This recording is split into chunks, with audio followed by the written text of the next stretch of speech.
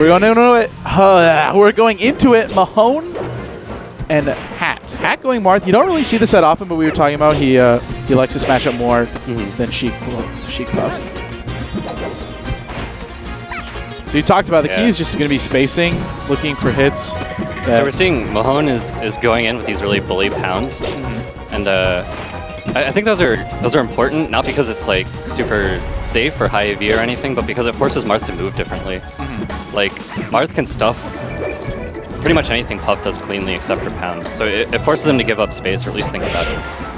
Yeah, the hitbox is active for so long. But yeah, if you get contact, especially at like low percents, you can lead into a big fat combo, and that's gonna do it.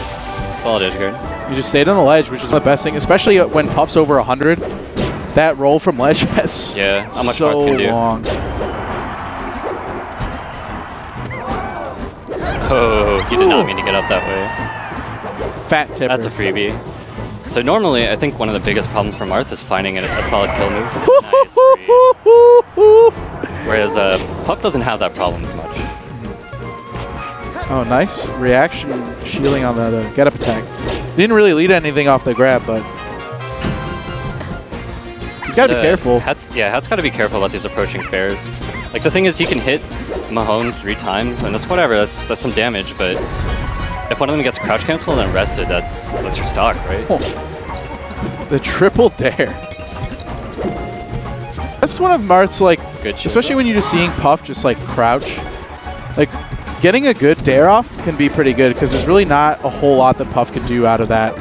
Especially at high percent like that where we saw Hat getting like 70, 80, and 90%. Oh, and he just goes down there, restricts his own options, and a good ledge coverage by just sitting there by Mahone. One weird thing is that when Puff is crouching, like obviously she's crouch canceling, so you can actually combo off your air much easier than you would normally be able to.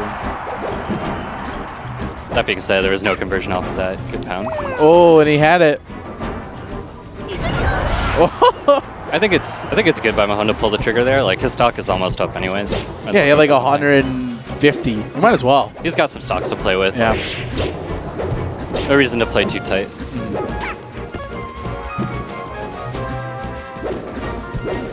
This is kind of a big deal with Marth. Is Hat is swinging a lot, right? And what you're seeing is Mahone just stays above him, waits for the swing, and then just that's his chance to come down, right? Once Marth commits to something. Yep, get in there with a back air.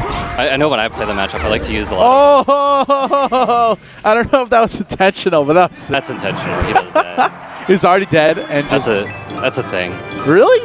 That's awesome. That was super cheeky. Mahone's a jerk, and hats off the wagon. But like I was saying, I think with Marth, like obviously you have the range advantage, but so the way Puff mixes you up is with timing. So with Marth, I like to mix up the timing by doing like empty hot wavelengths. Anyways, onto Sheikpuff. I don't know nearly as much about this matchup. It's just really, I know a decent amount. It's grindy. Yeah, it's basically, because Sheik doesn't have any real rest punish, obviously. The best thing that you can have is like fully charged up smash. But even that, at low percents, it's not great. So there's a lot of risk reward. It shifts in favor of Puff because Puff can go for these up tilt rests, and if they miss, it's like it's not that big of a deal. One thing I've noticed is the Hat is playing out of his shield a lot, which you can't really do as well with Marth. Like her shield just is crappy and gets poked all the time. Right. And you don't have that many quick out of shield options where Sheik Nair comes out really quickly. Ooh, that was a risky grab. I was about to say that I liked Hat's grabs because he's not approaching with them. He's sticking them out and daring Puff to come into them. But that one was sloppy. The last one. The other ones were good. Nice Nair. That'll kill. We haven't, so yeah, especially like when Hat, we saw do a couple of Marth too, where you just go ham on these standing and jump cancel grabs. No rest punishes yet from Mahone. Let's see if he can sort of pick up on that. We've seen, because the more Hat gets away with it, obviously the more he's going to do it until Mahone finally gets a good punish off it. Right. I mean, he's up a full stock. Yeah, taking on some serious percent. Yeah, and if he does get this grab, then down throw is going to lead into pretty much everything. So. For sure. Woo! Oh, that should be a kill? Yep. It's easy. Yep, no matter which way you DI, you're either getting up aired, fared. It's rough. Ooh. That should be a kill. Yeah, that was pretty rough DI on the that floor was throw. that was a good tick with the fair. Didn't need much. I mean, I love that aggressiveness to go out there and really threaten the space of recovering Sheik. Oh my goodness! The eye roll from Hat. And just like that, it's even. Yeah, the 2 rests that he's hit have just been ridiculous reads. Same read, actually. Yeah, just the tech in. Just go right with him.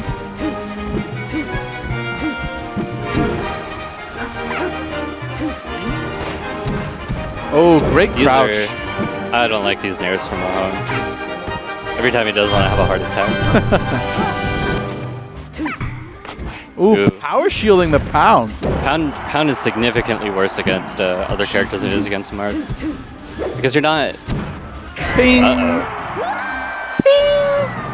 Rip. Hat clearly frustrated. He just turned this entire game around. He was down 4-2. Oh, did you see that sing grab? That's cute. He's down 4-2 and then just landed 2 rests, and now he's up a stack. All right. And he almost was able to cancel that momentum. Tried to do it with a pound, which is smart, but... And that's the power of Plank's counter pick, right? Like in a lot of matchups, this is good for Puff, but since Sheik is going for the... Yeah, there it is. You went for that grab, you got punished. And Most last zones cut both ways, I suppose. Yeah. All right, so Mahone is in winner's semis. He's going to be playing the winner of you in red. So I think if you guys... I think if you guys want to... is this the last winner's quarters? I played really well with Sheik. Kind of wish he had started game 1 with Sheik. Could have been a I think so too. Much closer set. Yeah. I don't know. I mean, I don't want to make like a value judgment or anything, but I think people consistently overrate their ability to switch characters. No, I agree. I say this quite hypocritically as I switch characters all the time through bracket. Yeah. Right. But no, I think so too. I think until you're pushing like the top levels, you know, just focusing on one character, really having it down is smarter. Yeah. So Cypher Phoenix, Fox from Northern Virginia has a theory where all the top players right now all they're dual main, so people think, oh, dual maining is good, but right.